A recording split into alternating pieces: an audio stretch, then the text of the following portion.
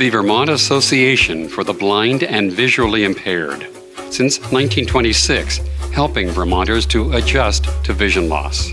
That's why we have the VABVI, just so we can get out there and be independent, get jobs and work. There are so many more things that you've got to do in life. The only thing you can't do is see them. If you can hear them, you can touch them, you can smell them. If you have any dreams and aspirations, you better get going with life because you don't want to waste another minute. Adjusting to vision loss. My name's allie2. I'm a teacher of the visually impaired and certified orientation and mobility specialist at the Vermont Association for the Blind and Visually Impaired. My name is Dan Norris. I am the supervisor of adult services with the Vermont Association for the Blind and Visually Impaired. I also have a visual impairment, and I've had my visual impairment since the age of about 7. Trauma, physical and social. I was born, totally sighted with 20/20 vision, and my parents kind of had this idea, I think, that they had this healthy, perfect little baby, which is, I think, what every parent kind of is hoping for. My mom one night was tucking me in and she was reading me a bedtime story. I don't remember what it was, but when she got up to leave and turned out the light, I asked her, I said, "Hey Mom, are there such things as ghosts?" And she said, "Well, why?" I said, "Well, there's this thing on the wall, and whenever you turn out the lights, I see it, and no matter where I look, there it is. I think I'm being haunted." First grade is when I think that my vision started to deteriorate, and it was probably in second grade that a teacher first noticed that I was having a hard time seeing, and so sent me to the eye doctor just because they thought I would need glasses. My mom's a smart lady. She knew that there was something wrong probably with my eyes, and she took me to the eye doctor pretty fast. It was within a week or so I was at the ophthalmologist. Shock and denial. And at the time, the ophthalmologist, being the mid-'80s, didn't have the instruments that we have today, and he couldn't see anything, and he suggested to my mom that maybe I was just trying to get attention. But she asked me about what I was seeing. My story was always consistent, so she knew that there was something going on, and so she went and got a second opinion from another ophthalmologist, and that ophthalmologist said, "Well, I think he truly believes what he's seeing, but I can't detect what he's seeing or why." As my vision continued to deteriorate, my parents continued to take me to eye doctors, all the way to pediatric retinal specialists who told my parents that I was kind of just making it up, looking for attention. I was labeled as hysterically blind. And so my parents, through that process, were getting angrier and angrier at the doctors because they felt like that didn't fit my personality and my, the fact that I came from a very stable, happy kind of home in life. Why would I be making all this stuff up? There was a lot of tests for a lot of days. I still remember those tests, and it was hard. It was hard on me and the parents, my parents going through all these tests and all these things. But ultimately, they came up with the diagnosis that I had Stargardt's. It's genetic. It tends to skip a couple generations because both parents have to have the gene. As the doctors continued, sort of doctor after doctor after doctor, telling my parents that no, her vision is fine, she wouldn't be able to be functioning as well as she is with the acuity that her test says that she has, so it has to be the fact that she's making it up. My parents sort of turned and got very angry with me.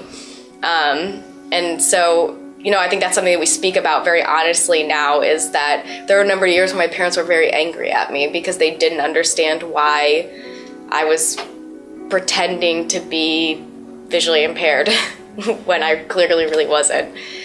And so, as you might imagine, as kind of like a preteen and early teen, I was very angry at my parents because I just didn't understand why they couldn't believe me. And it wasn't until I wanted to get my driver's license, actually, that I ended up being diagnosed with Stargardt's disease, which is a sort of rare juvenile form of macular degeneration. came out of the blue. I'm the youngest of 5 kids and the only one who had it. So it was very surprising, very shocking. And it hit everybody in the family pretty hard. It wasn't until my sister went to my mom and said, I think I need glasses. And my mom at that point, at the time it was very traumatic, but at that point was like an extreme denial, I would say.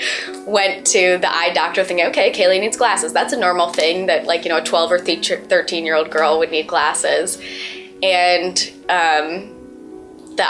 the nurse came in and was looking at her eyes for a couple minutes and said, I'm just gonna step out for a second. And my mom said that was sort of the time where that panic and anxiety kind of started to rise in her. And it wasn't until the doctor came back in and looked in her eyes for maybe about 2 minutes and then said, it's like looking into Allie's eyes. Kaylee has Stargardt's. He's like, I can't make an official diagnosis. You've got to go to retinologist, but she's got the same condition. And my mom sort of had this kind of nervous breakdown in the doctor's office, actually, that we joke about now, but at the time was, I'm sure, very unsettling for both her and my sister. She sort of just like, nope, no, she doesn't. Nope, that's not what I came here for today. Nope, actually, we're just gonna leave. That's not true. And she just refused to believe the doctor. And the doctor said, I'm gonna step out for a minute and give you a moment to compose yourself. And I guess my mom just really broke down, and my sister was sort of consoling her. Mourning and withdrawal.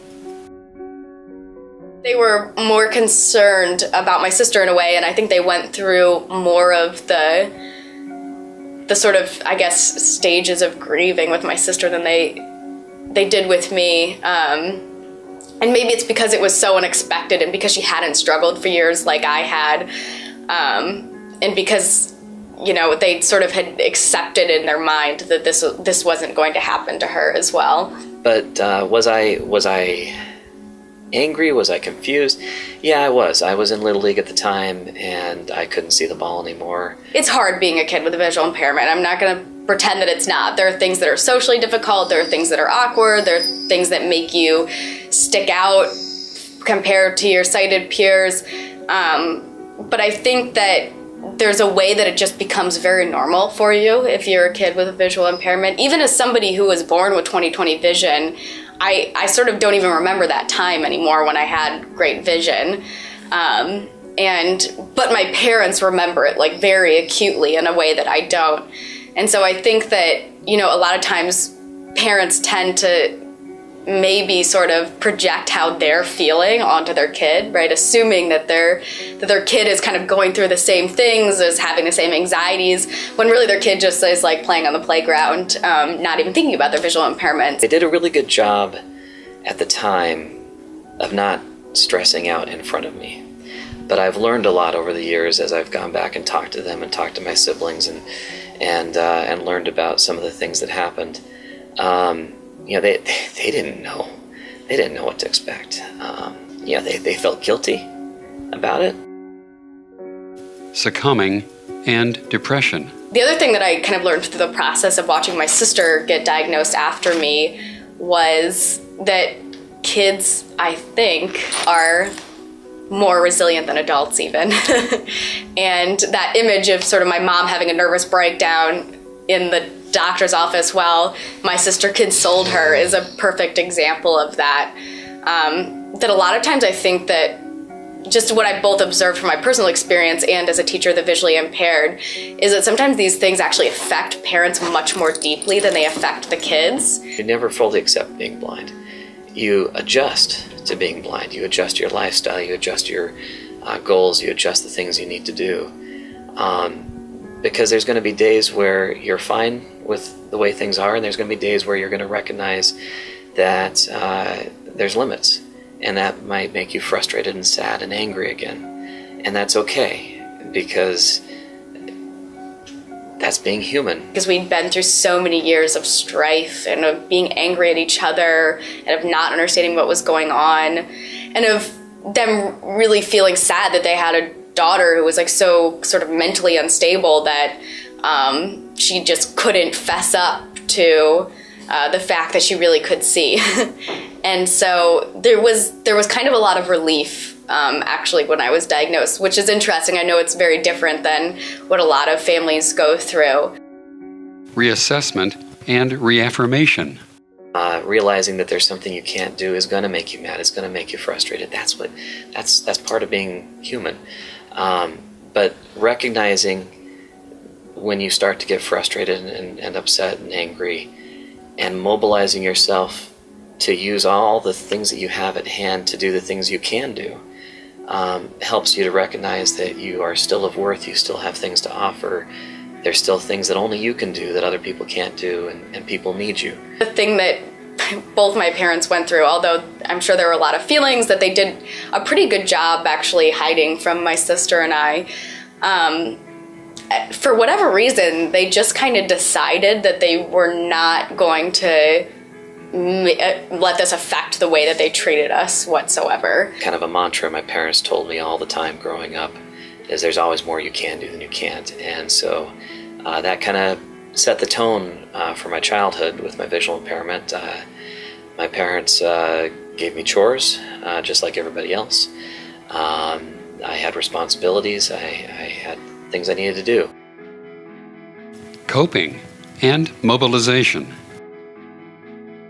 And my mom, has said later, like, there were so many times where I just wanted to call the school and, like, make it go away. I just wanted to call and say, my kid's visually impaired, so you need to give them an A on this. She's like, but I didn't. I, like, forced myself not to do it. And as a result, it was awkward and painful for my sister at times, but we made it through it. I had never had an F in my life, and I thought, is this an A and I'm looking at it wrong? No, it was an F. It was a legitimate F. And so I go to Mr. McDougall, and I say, what is this? And he looked at it and said, oh, yes, that wasn't your best work. And I said, well, what do you mean? He said, well, you didn't try at all on that. So, well, you don't understand. I'm visually impaired. I'm legally blind. And he stared at me for a second, and he reached up and fiddled with his ear and pulled something out and set it on the table in front of me. I looked at it, and I looked at him, and I said, what's this? And he said, oh, that's my hearing aid. I don't want to hear what you're telling me right now. And then he told me something that an adult might be very scared to ever say to a student with a disability. He said, I have a hearing impairment. You have a visual impairment. Get over it.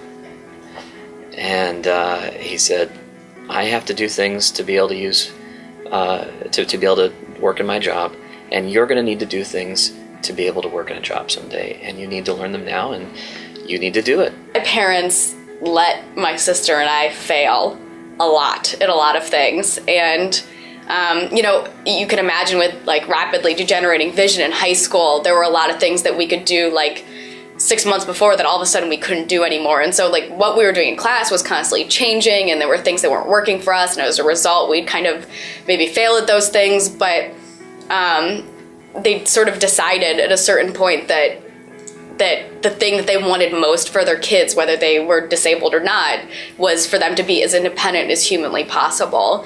And so we'd have a lot of conversations about, like, problem solving at home. I switched from Little League to indoor soccer, and so it was this bright colored Nerf ball, and there was lots of other kids in my school playing Nerf soccer, and so I did that for 4 or 5 years, and I was on a swim team after that, and had a lot of fun, and just found other outlets to be able to explore and experience things. But it took a while, and there were days where I was mad. My mom had told me, if you ever want to just stick your face in a pillow and scream, go ahead. And so there was days where I did. For example, like when I first started carrying a white cane, because I was getting to the point where I was having a lot more difficulty getting around. I felt very awkward carrying my cane around my parents at first, which is sort of odd, but I think that, and I feel sometimes as an adult now, like every time I have something new kind of happen to me that sort of really brings to the surface my visual impairment, that it's going to cause my parents like some anxiety and sadness, and I'm sort of trying to protect them from that, or to sort of make it seem like it's always sort of just the same and nothing's ever getting worse. I was telling my teacher, I'm feeling really awkward. This makes me feel different. And she said, well, why don't you let's set up a time where you can talk to the class about it. And so I got up in front of the class and I had my binoculars and I talked about my visual impairment. She had helped me prepare to be able to talk about these things, and so I described what my visual impairment was. I talked about why I was using large print, and why I had this funny yellow paper called acetate that I'd stick over stuff to give more contrast. I talked about that with the class, and they had a lot of questions. And after that day, no one asked me any more questions. They were able to ask me all the questions they wanted. I felt less conspicuous about it, and the kids were really great about it. They were more curious than anything else. And once their questions were answered, I was just Dan Norris again. I was back to being Dan. Now we, both went to college. We both now have graduate degrees. We both live out of, not even in the same state as our parents. And so we're more independent even than a lot of normally sighted kids are. And I really think that it's because my parents sort of put their own feelings aside and said, I'm going to make sure that my kids have the opportunity to problem solve through these things and to struggle through things, because life's not easy for anybody, regardless if you have a visual impairment or not. A bachelor's degree and a master's degree. I've gone back for 2 more graduate certificates. Education has been a major part of my life, and really is the reason why I'm able to provide for my family today. I've got a wife and 3 kids, and ranging from 12 to 4 at this point. And if it weren't for the advocacy that my parents gave me for my services that I needed to be competitive with my peers, I wouldn't be where I am today. I just simply wouldn't be. Self-acceptance and self-esteem. If you can express yourself through creativity, through sports, through hobbies, you need to be involved in the world, because if you isolate yourself from the world, then you start to think about how everything's bad. And going back to that mantra that my parents had, there's always more you can do than you can't. No, I wasn't able to drive a car, but I knew that from the age of 7. My parents knew that from the age of 7. And so in one way, I was prepared to not be able to drive a car, and so I mentally could understand it. I guess it's just sort of a normal part of life. I mean, I wouldn't even say we talk about it that much anymore. What was interesting is, because I have a degenerative condition, it's almost like we've kind of had to go through this process a lot of times. So we went through it once when I was diagnosed, kind of, but every time my vision gets like a little worse, and I have to do something new that I haven't had to do before to cope with my vision loss, I think that it's brought some of those same old feelings back up. A big thing is being of service to other people. I'm heavily involved in my community. I'm heavily involved in volunteer organizations, because I have a lot to offer. And that's not being prideful, that's recognizing that each one of us have talents and gifts that no one else has. And there's things that you can give, there's things that your kids can give that will benefit other people. And having that self-confidence, having that self-esteem, recognizing that you can give, it makes every day worth getting up and going out and doing something and doing what you need to do to be able to do those things. I was talking to my dad about this recently, and I asked him, what stages did you go through sort of in the process of accepting my visual impairment? He was like, well, there were really 2. There was bawling and acceptance. So I guess they just cried a lot and then accepted it. And I think that just my personality, they really thought that I would kind of fight through it and kind of come out on the other side okay. You got to have a sense of humor about things, because you're going to run into people. You're going to have accidents, you're going to make mistakes, mistake one person for another. And if you can laugh about it, it makes it easier. And everybody makes mistakes regardless of a visual impairment or not. I would encourage parents to know and to understand that your child is potentially going through something totally different than what you're going through, and that's okay, that both of your experiences are valid and that you should talk about them. I don't think that you need to like hide how you're feeling from your kid, but also don't let your child feel like you've decided this is the worst thing that could have happened to them, because it's really not. It's really not the worst thing that could have happened to them. My dad told me something once that I also remembered, and this is true for people that have visual impairments. You're going to have to work harder than the person next to you. You're going to have to put in more time reading, because it's going to take you longer to read. You're going to have to put more time in listening to an audiobook, because that's the nature of the disability. That's the nature of the visual impairment. But you can do it, and if you earn it and own it, it's yours. And that it changed my life. I'll always be grateful, not only for my parents, but for Mr. McDougall in particular. He changed the direction of where I was headed. If you or a loved one needs assistance coping with vision loss, contact the Vermont Association for the Blind and Visually Impaired, 802-863-1358. Or to learn more, go to our website, www.vabvi.org. Also, from our website, you can obtain a copy of our booklet titled Educating Students with Visual Impairments in Vermont at www.vabvi.org.